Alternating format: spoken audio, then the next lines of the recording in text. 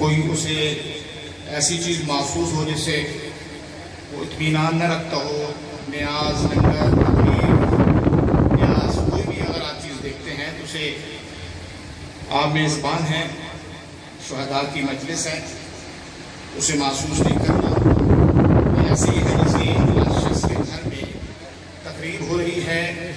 اور سارے ہم اس مجلس اعزاز میں بیٹھے ہیں۔ شہر کے اندر جو ٹینشن ہے اس کو ختم کرنے کے لیے، جو خوف و ہراس ہے اسے دور کرنے کے لیے انشاءاللہ العزیز پوری کوشش کریں گے کہ اس کو ہم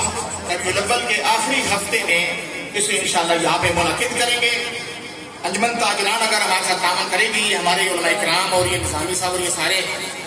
جو امن کمیونٹی کے سربراہ ہیں یہ بھی تعاون کریں گے تو انشاءاللہ ہم اس کو کرنے میں کامیاب ہو جائیں گے۔ آخر میں ایک بار پھر شکریہ ادا کرنا چاہوں گا ان مہمانوں کا جو مکلوڈگائی سے تشریف لائے ہیں۔ مجھے پتہ ہے کہ برادر حجت الاسلام والمسلمین قیصر عباس، مولانا قیصر عباس کے فیملی کے لوگ یہاں موجود ہیں، ان کی شہادتیں ہیں، اور اسی طریقے سے چشتیوں سے، ہارون آباد سے، حسین کوٹ سے، جہاں جہاں سے قافلے مومنین کی آئے ہیں، میں اپنی طرف سے ایک بار ان کا بھی شکریہ ادا کروں گا، اور ساتھ زخمیوں کے لیے جو اس عاشور کے سانے میں جن کا خون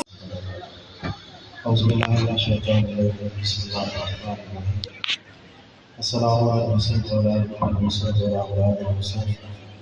وعلی اصحاب الحسین وعلی اصحاب الحسین، درود بر محمد وعلی آل محمد، اللہم صلی علی محمد۔ آپ تمام برادران خیران بالخصوص جدوانواز سے تشریف لائیں، بالخصوص میں چشتیاں سے مجلس والوں کی مصون ہے، باقی پوری ٹیم کے ساتھ تشریف لائیں۔ میں ان کو یہ دعا دوں کہ اللہ رب العزت کو اس کا نظیم عطا کرے۔ باقی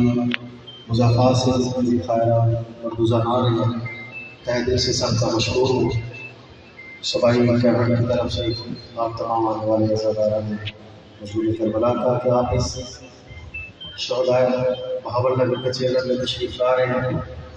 مولا آپ کو اس کا بہترین نصیب عطا فرمائے، اور آپ بالخصوص علماء کرام کا تہ دل سے مشکور ہوں۔ قبلہ کاظم مسعود صاحب کا، قبلہ عابدی صاحب کا، تمام علماء کرام بزرگ جتنے بھی ہیں ان کا مشکور ہیں، دعا کروں گا اللہ رب العزت اس کا مشکور